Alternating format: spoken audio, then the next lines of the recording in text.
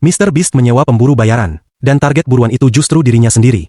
Aturannya sederhana, jika si pemburu berhasil merebut ransel Mr. Beast sebelum tengah malam, maka hadiah $100.000 resmi jadi miliknya. Saat tim pemburu masih sibuk melepaskan diri dari ikatan, ia sudah lebih dulu melaju dengan sebuah kapal pesiar. Untuk benar-benar menguji kemampuan lawannya, Mr. Beast bahkan menyiapkan helikopter, belasan mobil, dan sebuah rumah mewah. Yat si pemburu perlahan mengejar, jarak kian dekat. Merasa terancam, Mr. Beast segera meninggalkan kapal dan beralih ke mobil, namun tindakannya membuat lokasi kendaraannya terbongkar. Tanpa ragu ia masuk ke dealer mobil, membeli kendaraan baru di tempat, membuat para pegawai bengong tak percaya. Meski begitu, ia tidak berniat mempermainkan orang lemah. Ia bahkan dengan sengaja menaruh pelacak di ponselnya, agar si pemburu punya kesempatan lebih mudah menangkapnya. Langkah berikutnya membawanya ke sebuah gudang, tempat ia telah menyiapkan brankas besar. Begitu masuk, ia segera mengunci pintu rapat-rapat, sementara si pemburu sudah tiba di depan. Dari dalam, ia tetap tenang, menyombongkan bahwa brankas ini dibeli langsung dari bank, yang katanya paling aman di dunia. Namun si pemburu tidak mau menyerah, ia segera menghantam pintu dengan besi. Mereka tidak sadar bahwa Mr. Beast telah menggali terowongan rahasia di bawah tanah.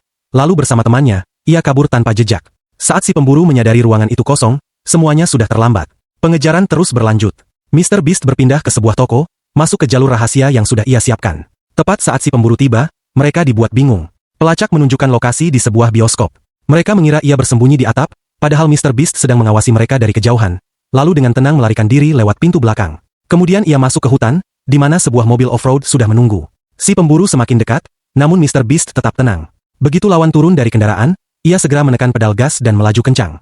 Jalan pegunungan yang terjal jadi keuntungan baginya, sampai tiba-tiba jalurnya terhenti oleh rel kereta. Tak ada pilihan selain terus memacu mobil, dan keduanya berlari sejauh 5 km hingga sampai di lokasi berikutnya. Di sana, sebuah helikopter dan puluhan toilet portable sudah siap, semua hanya untuk mengecoh si pemburu. Sementara helikopter terbang dengan menggantungkan sebuah toilet, Mr. Beast bersembunyi di mobil yang diparkir di sudut. Para pemburu terkecoh lagi, sampai akhirnya pelacak membongkar kenyataan bahwa ia kembali mempermainkan mereka. Tepat saat itu, mobilnya melesat keluar, sekali lagi ia lolos dari kejaran. Serangkaian kegagalan membuat si pemburu frustrasi, tapi setelah beristirahat sebentar, ia menyusun rencana baru. Kali ini pengejaran berlanjut hingga ke rumah mewah Mr. Beast, yang penuh dengan kamera pengawas. Begitu si pemburu masuk, Mr. Beast langsung kabur menuju jembatan dan melompat ke perahu lain. Si pemburu tak kalah sigap, memutar arah dengan mobil untuk mengepungnya. Namun lagi-lagi, Mr. Beast sudah menyiapkan jebakan. Sebuah rumah sakit tua penuh dengan manekin untuk mengacaukan fokus lawan. Dari sana ia kembali membeli mobil lain dan melarikan diri, hingga akhirnya di sebuah tikungan, ia benar-benar berhadapan langsung dengan si pemburu. Temannya terpaksa dijadikan pengalih perhatian. Ia turun dari mobil menghadang jalan, memberi waktu agar Mr. Beast bisa lari menuju tujuan akhir. Tapi kejutan sudah menunggu. Si pemburu menghadangnya tepat di depan pintu. Dalam sekejap, ransel pun direbut. Misi selesai.